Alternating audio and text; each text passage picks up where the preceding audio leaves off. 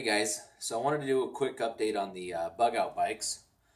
Uh, if you remember, I was trying to decide on which type of tubes to go with. If I wanted to go with the solid, no flat tubes, or if I wanted to go with the slime self sealing tubes. And I went with the slime, the self sealing tubes. They say they're 4 times thicker than the regular tubes. So that'll help prevent punctures. Uh, But the main reason I went with these was with the amount of weight that I'm going to be putting on these bikes. I'm not a small boy, so there's quite a bit of weight, but also the weight of the gear that I'm going to be putting on them, plus pulling a trailer on one.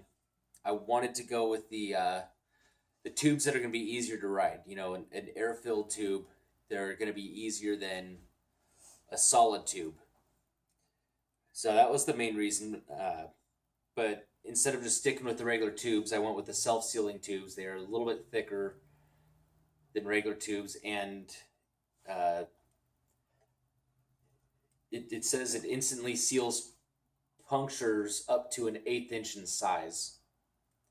And it seals multiple punctures and works repeatedly for 2 years. So between this and a bottle of slime after the 2 years. Yeah, I'm gonna have to keep an air pump, but that's I can get one of those small, lightweight ones that clips right to the frame. So I finished painting my bike. I wanted to give mine a go first, just so I can make sure that my wife's isn't gonna look like shit. Uh, I don't think it turned out too bad. So I didn't film myself painting it or any of the prep work that I did. It's pretty self-explanatory how to, prep something for paint and paint it. But I'll touch on what I did. First, I dismantled the bike as much as I could. Then I filled up. Don't tell the wife this, but I filled up the bathtub with hot water and put a bunch of degreaser in there and threw all the bike parts in the bathtub. Washed it all down, and then rinsed everything off after it soaked for a while and after washing it. After that, once it was completely dried, I took some goof off and wiped it over all the surfaces of the bike that I could, just to get the oily feeling off of it from the degreaser. Then I took a fine sanding block, sanded the whole bike down, then wiped all the paint off that I sanded, wiped that all down clean. Then I took some self-etching primer and primed it. Then I painted it, and it's just a rattle can job. Went to Walmart, got their camo spray paint. I believe it's Rust-Oleum. It's pretty good stuff. I've used it for my boat and a lot of other things. So anyways, I'll go ahead and show you the bike. There's one piece that I didn't paint, and that was the seat post. I haven't painted that yet, but I will be painting that soon. So anyways, let me show you the bike. All right, so here it is. I only went with 3 colors. I did the base in this real light tan, and then I just oversprayed some darker brown and a really light green, because those are the colors around here. We live in the high desert, and Dozer wants to say hi. We live in the high desert, so we get a little bit of this really bright green with the juniper and sagebrush. And, we get a little bit of the darker brown in some of the earth, especially in the shadow. But for the most part, it's kind of the dirt's a light tan. So I figured this is going to blend in pretty well. One thing I picked up, I got this little pouch at Walmart. It was on clearance for $4. It's not very big, but I mean it's the perfect size for holding the little toolkit to work on your bike. I'm not a fan of the color, this bright red, and it's got a little reflective strip on the back. But I couldn't beat the price, so I'll probably end up just spray painting it just to dull it down a little bit.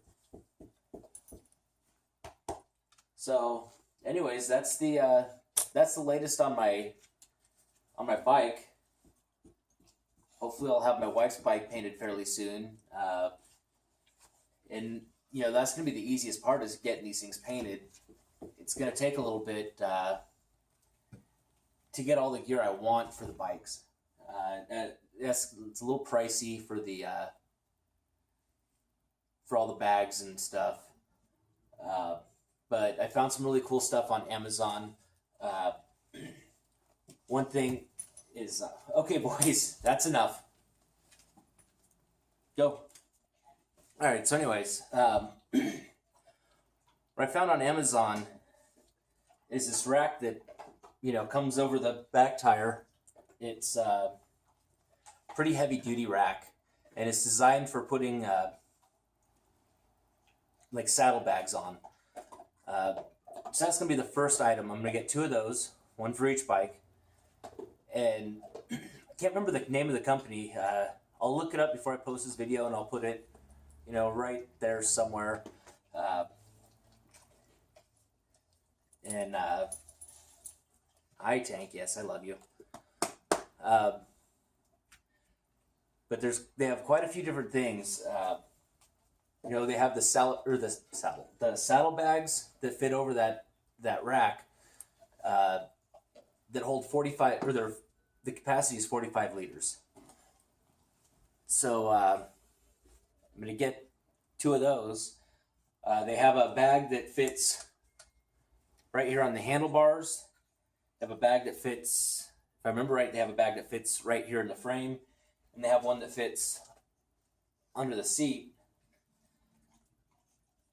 So I'm thinking of all those. 2 of each of them, with the exception of the under the seat one. I'll only need 1 now that I have this. Really cool items. They're OD green, so that's cool. That's good. Or you can get them in OD green. You can get them in other colors too. So that's going to take a while to get all that gear and get it put on. Once I do eventually get it all, I'll do another update video. My cousin has a bicycle trailer that he had for his kids, and they've outgrown it, and he's gonna give that to me so I can modify it and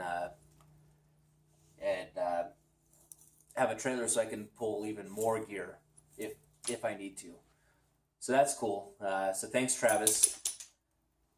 And once I get that and figure out how I'm gonna modify it, I'll get the modifications on video for you. Other than that, that's it for right now.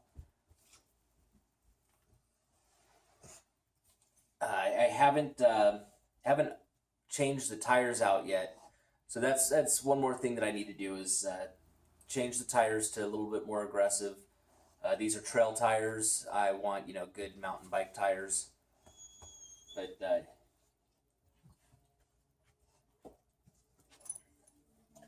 but that's it for now. I'll see you on the next video.